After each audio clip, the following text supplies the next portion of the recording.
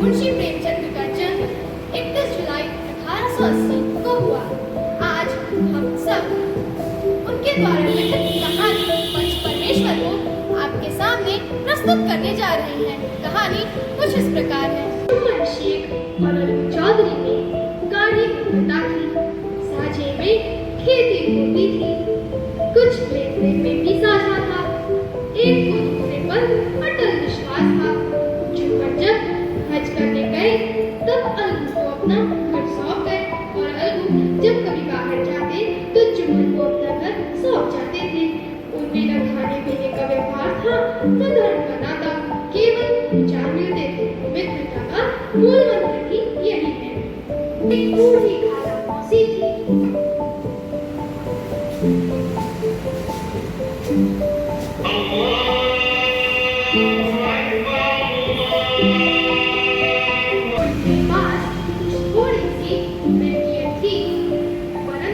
उनके निकट संबंधियों में कोई न था। जुम्मन ने लंबे चौड़े वाले घर की वक्फियत अपने नाम लिखवा ली। जब तक दानपत्रीय रजिस्ट्री न हुई थी तब तक खाला जान का खूब आदर सत्कार किया गया।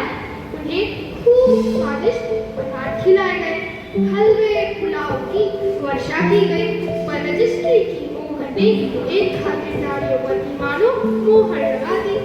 जुम्मन की पत्नी करीबन रोटियों के साथ कड़ी बातों के कुछ तेज तीखे सालन भी देने लगी। आए ना बताने गुड़िया तो उस पर क्या दे दिया, मानो मोह ले लिया। अरे पटारी दाल बिना रोटियां नहीं उतरती गले से। कितना पैसा इस पेट में झोंक के उतरे तो सब गाँव मोह लेते। खाला जान ने सुना और सहा। अंत में एक दिन खाला ने जुम्मन से कहा, बेटा तुम्हारे साथ मेरा निर्वाह ना होगा, तुम मुझे कुछ रुपए दे दिया करो, मैं अपना पका खा लूँ। अरे पैसे क्या यहाँ फलते हैं? अरे मुझे भी कुछ रूखा सूखा चाहिए भी कि नहीं। हाँ तो कोई यह थोड़ी ही समझा था कि तू मौत से लड़कर आई है। उन्हें पंचायत करने की धमकी दी। जुम्मन से जिस तरह कोई शिकारी हिरन को जाले की ओर जाने देखकर मन ही मन हंसता है और बोले,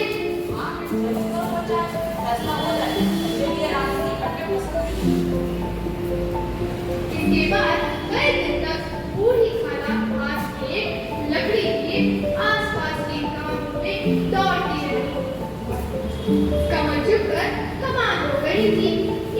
एक पग चलना दुर्लभ था, मगर बात आ पड़ी थी। उसका निर्णय करना भी जरूरी था। जाओ से घूम घाम कर बेचारी अनु चौधरी के पास आई। नानी पटकी और कमरे से बोली,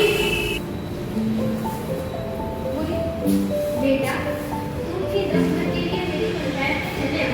मुझे बुलाकर क्या नहीं करोगे? गाँव में कई आदमी तो आवेंगे भी। बेटा अपनी नीमत तो सबके आगे रो आई, अब आने ना आने का अख्तियार तुमको है। यह आने को तो आ जाऊंगा, मगर पंचायत में मुंह ना खुलवाना। क्यों बेटा? अब मैं इसका क्या ही जवाब दूं? अपनी खुशी, जुम्मन मेरा पुराना मित्र है, उसे बिगाड़ नहीं कर सकता। क्या बिगाड़ के डर से ईमान की बात ना कहोगे? क्या बिगाड़ के डर से ईमान की बात न कहोगे? क्या बिगाड़ के डर से ईमान की बात न कहोगे? अलगू इस सवाल का कोई उत्तर न दे सका, पर उसके हृदय में ये शब्द गूंज रहे थे। क्या बिगाड़ के डर से ईमान की बात न कहोगे? पंचायत बैठी। शेख जुम्मन ने पहले से ही फर्श बिछा रखा था। उन्होंने पान, इलायची, हुक्के, तंबाकू आदि का भी प्रबंध किया था। निमंत्रित महाशयों में से केवल वे ही लोग पधारे थे जिन्हें जुम्मन से अपनी कुछ कसर निकालनी थी। पंच लोग बैठ गए तो बूढ़ी खाला ने उनसे विनती की, पंचों आज 3 साल हुए मैंने अपनी सारी जायदाद अपने भांजे जुम्मन के नाम लिख दी थी। इसे तो आप सब जानते ही होंगे। जुम्मन ने मुझे ताहयात रोटी कपड़ा देना कबूल किया था। साल भर तो मैंने इसके साथ रोज होकर काट लिया, पर अब रात दिन का रोना सहा नहीं जाता। मुझे न पेट की रोटी मिलती है न तन का कपड़ा। तुम्हारे सिवा किसे अपना दुख सुनाऊं? तुम जो राह निकाल दो उसी राह पर चलूं। अगर मुझ में कुछ ऐब देखो तो मेरे मुंह पर थप्पड़ मारो। अगर जुम्मन में कोई बुराई देखो तो उसे समझाओ। क्यों एक बेकस की आह लेता है? पंचों के हुक्म को सिर माथे पर चढ़ाऊंगी। इस पर रामधन मिश्र बोले, इसे पंच बदते हो, अभी से इसका निपटारा कर लो, फिर जो कुछ पंच कहेंगे वही मानना पड़ेगा। तो इस समय सदस्यों में विशेषकर वे ही लोग दिख पड़े जिनसे किसी न किसी कारण उनका वैमनस्य था। जुम्मन बोले, अरे पंचों का हुक्म अल्लाह का हुक्म होता है। खाला जहाँ जिसे चाहे उसे पंच बदे, मुझे कोई पंच नहीं। अल्लाह के बंदे, पंचों का नाम क्यों नहीं बद देता? कुछ मुझे भी तो मालूम हो। इस वक्त मेरा मुंह ना खुलवाओ, तुम्हारी बन पड़ी जिसे पंच बदो। खुदा से डरो, पंच न किसी के दोस्त होते हैं न किसी के दुश्मन। कैसी बात कहते हो? अगर तुम्हारा किसी पर विश्वास ना हो तो जाने दो, अलगू चौधरी को तो मानते हो, लो मैं उन्हीं को सरपंच बनती हूँ। जुम्मन शेख आनंद से फूल उठे, परंतु भावों को छिपाकर बोले, अलगू ही सही, मेरे लिए जैसे रामधन वैसे अलगू। अलगू इस झमेले में फंसना नहीं चाहते थे। वे कन्नी काटने लगे और बोले, तुम तो जानते ही हो मेरे जुम्मन से बहुत गाढ़ी दोस्ती है, उसे बिगाड़ नहीं कर सकता। बेटा, दोस्ती के लिए कोई अपना ईमान नहीं बेचता। तुम तो जानते ही हो हम और तुम पुराने मित्र हैं। जब भी कोई काम पड़े तुम हमारी सेवा करते हो, और जब भी तो हमारा कोई फर्ज बने तो हम तुम्हारी सेवा करते आए हैं।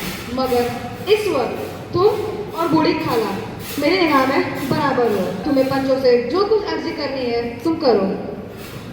पूरा विश्वास था कि अब बाजी मेरी है।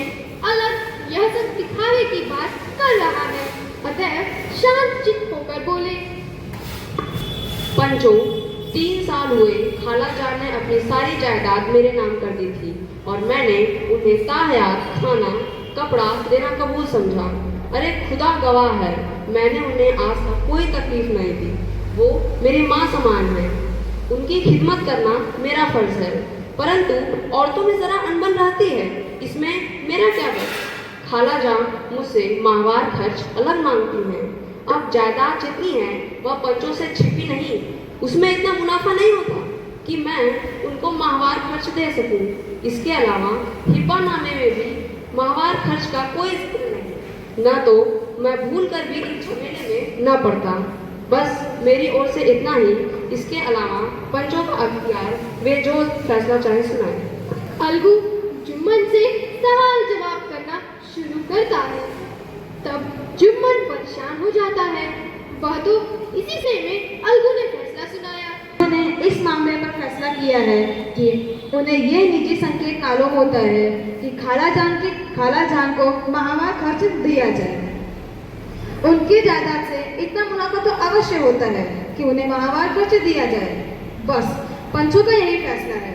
अगर जुम्मन को ये फैसला मंजूर ना हो तो हिब्बा बनाम रद्द समझा जाए।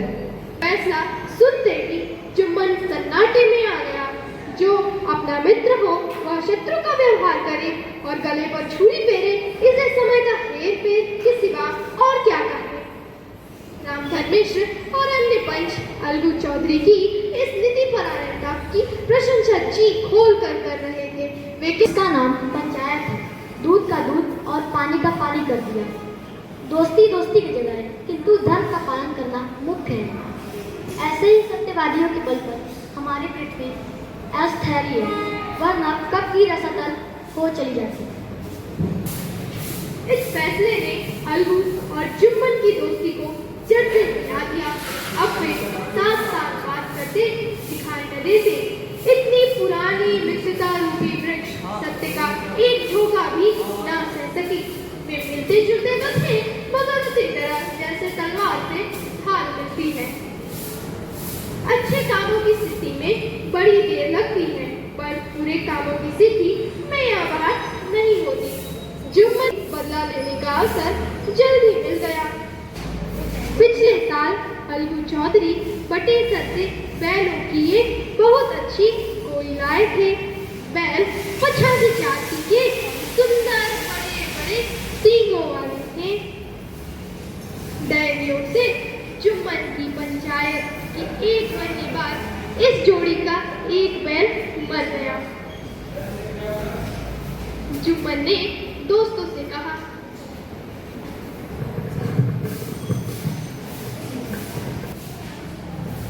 अरे यह दगाबाजी की सजा है। इंसान भले सब कर ले पर खुदा नेक बद सब देखता है। हाँ तुम सही कह रहे हो। काम का उसका जोड़ बहुत ढूंढा गया पर न मिला, जिस कारण से अलगू ने वह बैल समझू साहू को बेच दी। समझू साहू ने उससे रात दिन बहुत ज्यादा काम करवाया, जिस कारण से वह बैल भी मर गया। ससुरा बीच रास्ते में ही मर गया, अब ये गाड़ी कौन खींचेगा? इस तरह साहू जी खूब चले बुने। उनका बहुत सा सामान जैसे कई बोरे गुड़, कई पीपे घी आदि सब चोरी हो गया। उनका सामान जैसे कई बोरे गुड़, कई पीपे घी आदि सब चोरी हो गया। अफसोस में बेचारे ने सर पीट लिया और प्रातःकाल रोते बिलखते घर पहुंचे। सहुआइन ने जब यह बुरी सुनावनी सुनी तब पहले तो रोई, फिर अलगू चौधरी को गालियां देने लगी। अरे कमबख्त ने कैसा बैल दिया कि सारे माल लूट गए। चोरों ने सारा माल लूट लिया, अब कहाँ से दे पैसे? इस घटना को हुए कई महीने बीत गए। अलगू जब अपने बैल के साथ दाम मांगने गए तब साहू और सहुआइन दोनों ही चिल्लाए और कुत्ते की तरफ चढ़ बैठे। शोरगुल सुनकर गांव के भले मानस घर से निकले। अरे लड़ो नहीं, पंचायत करो। पंचायत की तैयारियां होने लगी। दोनों पक्षों ने अपने अपने दल बनाने शुरू किए। पंचायत बैठ गई तो रंजन मिश्र ने कहा, अब देरी किस बात की? पंचों का चुनाव शुरू हो जाना चाहिए। बोलो चौधरी, किस किस को पंच बनते हो? मैं तो अपना पंच जुम्मन शेख को ही चुनूंगा। नाम सुनते ही अलगू चौधरी का कलेजा धक धक करने लगा, मानो किसी ने अचानक थप्पड़ मार दिया हो। रामधन अलगू के मित्र थे, वे बात को टाल गए। क्यों चौधरी, तुम्हें कोई अर्जी तो नहीं? नहीं नहीं, बिल्कुल नहीं। जुम्मन शेख के मन में भी सरपंच का उच्च स्थान ग्रहण करते ही अपनी जिम्मेदारी का भाव पैदा हुआ। उसने सोचा, मैं इस वक्त न्याय और धर्म के सर्वोच्च आसन पर बैठा हूँ।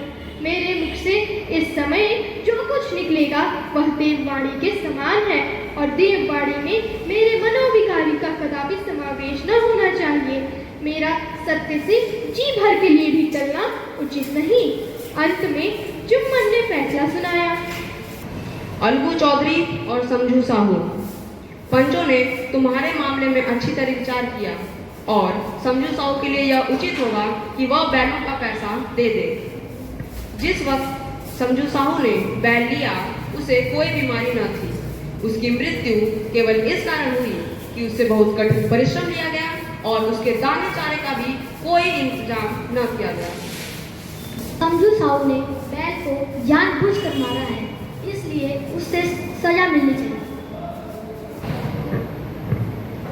यह दूसरा सवाल है, हमें इससे कोई मतलब नहीं। साहू के साथ कुछ रियायत होनी चाहिए। यह अलगू चौधरी पर निर्भर है, वह रियायत चाहे तो उनकी भलमनसी। चौधरी भूले न सकाए, उठ खड़े हुए और जोर से बोले, पंच परमेश्वर की जय, पंच परमेश्वर की, पंच परमेश्वर की।